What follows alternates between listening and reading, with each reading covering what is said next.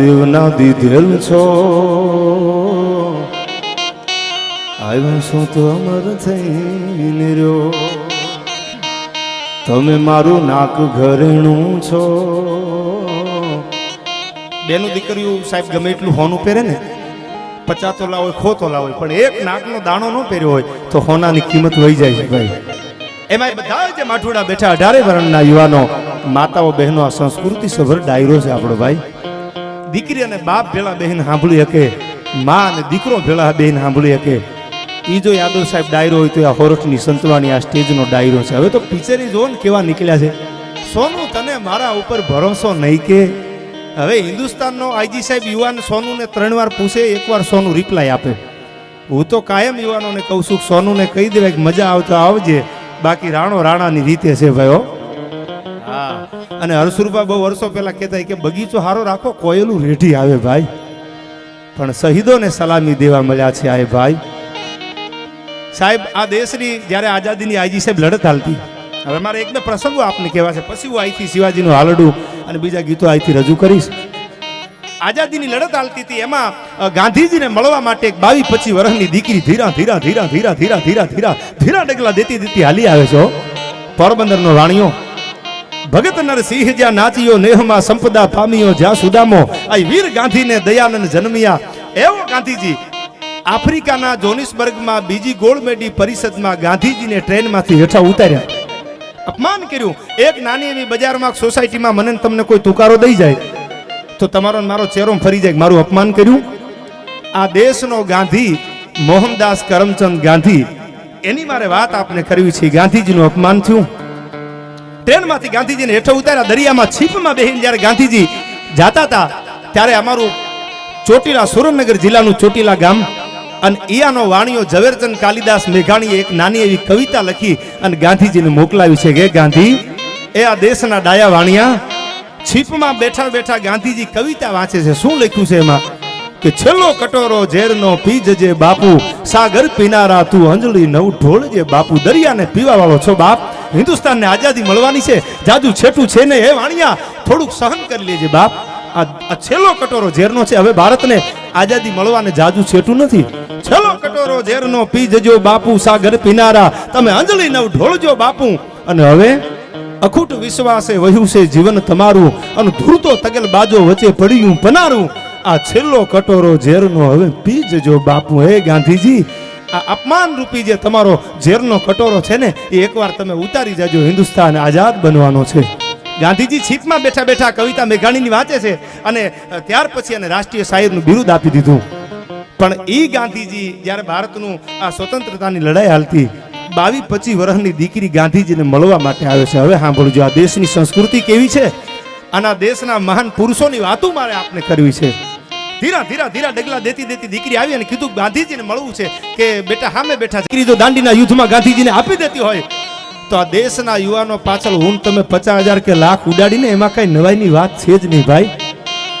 આ તો ફરજ બને છે. અને હું તો કાયમ મારા બધા યુવાનોને કહેતો હોઉં છું આ માધ્યમથી કે હું બધું જાણું છું, તમને ખબર પડે છે એવું કાંઈ મને ખબર પડે છે ને તમે નથી જાણતા એવો મારો મુદ્દો નથી હો.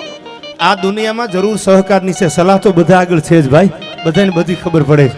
પણ મને અફસોસ થાય છે કે આ દેશનો યુવાન 5,000ની ટાંકી ગાડીની ફૂલ કરાવી દે અને 100 રૂપિયાના ટોલ નાકા હાટું બાયું ચડાવે છે. આ બંધ કરી દેજો ભાઈ. હા, આપણે રોડ ઉપર હાલી છીએ તો આપણે રોડનો ટેક્સ ભરવો પડે, એમાં કઈ નવાની વાત નથી. અને કાયદાની વ્યવસ્થા જળવાય, સુરક્ષા, સેવા અને શાંતિ.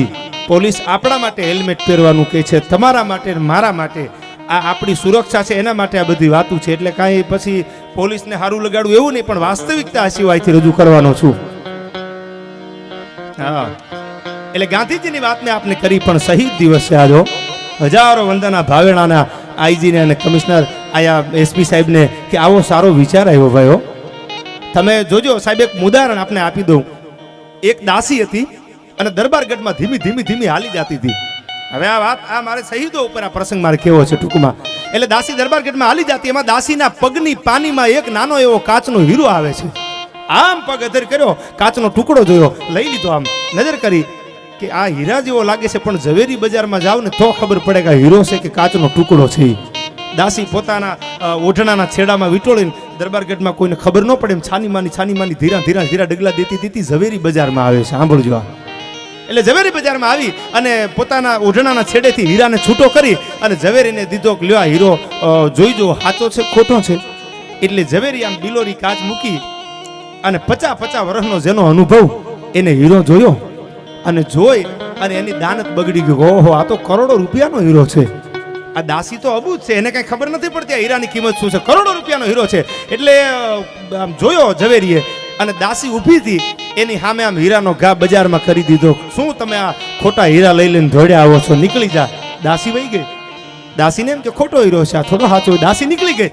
હવે સાંભળજો, હીરાનો ઘા બજારમાં કર્યો, હીરાના 2 ટુકડા થઈ જાય છે.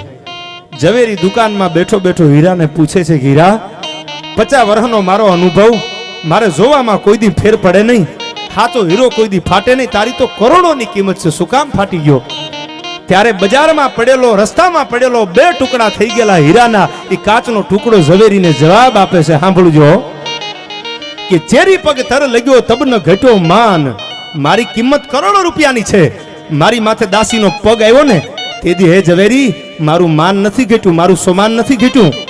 ચેરી પગ તર લગ્યો તબ ન ઘટ્યો માન, મારી માથે પગ આવી ગયો, પાણી આવી ગઈ, કરોડો રૂપિયાના હીરાની માથે પાણી આવી અને એ દાસી રાજમાં કામ કરવા વાળીની, તો મારું માન નથી ઘટ્યું. ચેરી પગ તર લગ્યો તબ ન ઘટ્યો માન, તું જાનત વો અજાન ભયા, તાતે હૈયા ફટાન. તને તો ખબર હતી ને કે મારી કરોડની કિંમત છે, તોય તે મારો ઘા કરી દીધો. મને વહમું બહુ લાગ્યું ને એટલે ફાટી જાઉં છું. સાહેબ, પોલીસે કદર કરી છે. આ પરિવારની જોરદાર તાળીઓથી વધાવી લેજો કે જેના દેશ માટે પોતાના લોહી રેડ્યા છે ને એની કદર માટેનો આ ડાયરો કર્યો છે. તું જાનત વો અજાન ભયા. ઈ અજાણી હતી, દાસીને કઈ ખબર નહોતી, પણ તને તો ખબર હતી ને કે મારી કિંમત કેટલી છે. હા, એટલે મારું હૈયું ફાટી ગયું છે. પણ પહેલી વાત, મને આમ તો 2 દીથી પોરો થતો. યાદવ સાહેબ મને કીધું, મને મારે દિલીપભાઈ અને ભાઈ પરમાર સાહેબનો મને ફોન આવ્યો ને એટલે મને કીધું કે એસપી સાહેબ રાજસ્થાનના છે. હવે રાજસ્થાન એટલે મારું પ્રિય પાત્ર સાહેબ. હો, મારા બધા પ્રોગ્રામ સાંભળી લેજો યુટ્યુબમાં.